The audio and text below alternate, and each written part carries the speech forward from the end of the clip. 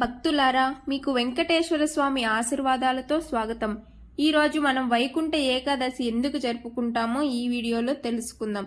వైకుంఠ ఏకాదశి అనేది మార్గశిర మాసంలో శుక్లపక్ష ఏకాదశి రోజున వస్తుంది.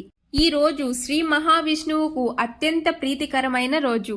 ఈ రోజునే వైకుంఠ ద్వారాలు తెరవబడతాయి అని భక్తుల నమ్మకం. వైకుంఠ ఏకాదశి వెనుక ఉన్న పురాణ కథ మీకు తెలుసా?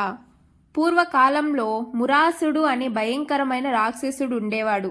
అతడు దేవతలను లోకాలను చాలా బాధించేవాడు. దేవతలందరూ కలిసి శ్రీ మహావిష్ణువును శరణు కోరారు. శ్రీ మహావిష్ణువు యుద్ధం. మహావిష్ణువు మురాసుడితో 1000 సంవత్సరాలు యుద్ధం చేశాడు. కానీ మురాసుడు చావకపోవడంతో విష్ణువు కొద్దిసేపు విశ్రాంతి తీసుకోవడానికి బదరికాశ్రమంలో ఒక గుహలో నిద్రపోయాడు. ఏకాదశి దేవి అవతారం. విష్ణువు నిద్రపోతుండగా మురాసుడు వచ్చి ఆయనను చంపడానికి ప్రయత్నించాడు. అప్పుడు విష్ణువు శరీరంలో నుంచి ఒక దివ్యమైన స్త్రీ అవతరించింది. ఆమె మురాసుడితో యుద్ధం చేసి అతన్ని సంహరించింది. వరం ఇచ్చిన విష్ణువు మేల్కొని ఆమె చేసిన కార్యాన్ని చూసి సంతోషించాడు. ఆమెను వరం కోరమని అడిగాడు. ఆమె కోరిన వరం, ఈరోజు నా పేరుతో పూజ చేసిన వారికి మోక్షం కలగాలి అని కోరింది. అప్పుడు విష్ణువు ఇలా వరమిచ్చాడు. ఈరోజు ఏకాదశిగా ప్రసిద్ధి చెందుతుంది. ఈరోజు ఉపవాసం చేసి భక్తితో నన్ను పూజిస్తే వైకుంఠం మోక్షం లభిస్తుంది. అందుకే ఈ రోజున వైకుంఠ ఏకాదశి అంటారు. వైకుంఠ ద్వార దర్శనం ఎందుకు? వైకుంఠం అనేది విష్ణువు నివసించే లోకం. ఈరోజు ఆలయాల్లో వైకుంఠ ద్వారం తెరుస్తారు. ఈ ద్వారం ద్వారా దర్శనం చేసుకుంటే జన్మ జన్మల పాపాలు పోతాయి, మోక్షానికి మార్గం సుగమం అవుతుంది అని నమ్మకం. ఏకాదశి రోజున మనం ఉపవాసం ఎలా ఉండాలి? పూర్తిగా ఉపవాసం చేయగలిగితే చాలా మంచిది. సాధ్యం కాకపోతే పండ్లు, పాలు, నీరు మాత్రమే తీసుకోవచ్చు. అన్నం, ధాన్యాలు తినకూడదు.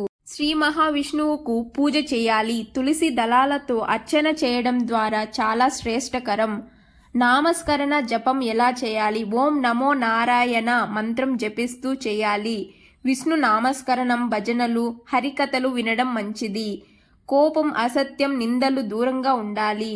బ్రహ్మచర్యం పాటించడం శ్రేష్టకరం. ఏకాదశి రోజున పేదలకు ఆహారం, బట్టలు లేదా వీలైనంత దానం చేయడం చాలా మంచిది.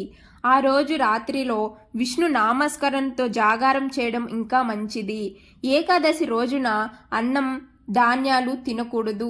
మాంసాహారం, మద్యపానం పూర్తిగా నిషేధించాలి. అధిక నిద్ర, అశుభ ఆలోచనలు నివారించాలి.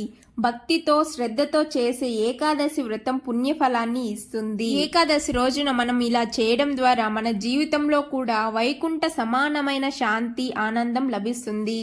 వైకుంఠ ఏకాదశి భక్తులకు, కుటుంబాలకు, సమాజానికి శుభం తీసుకొస్తుంది.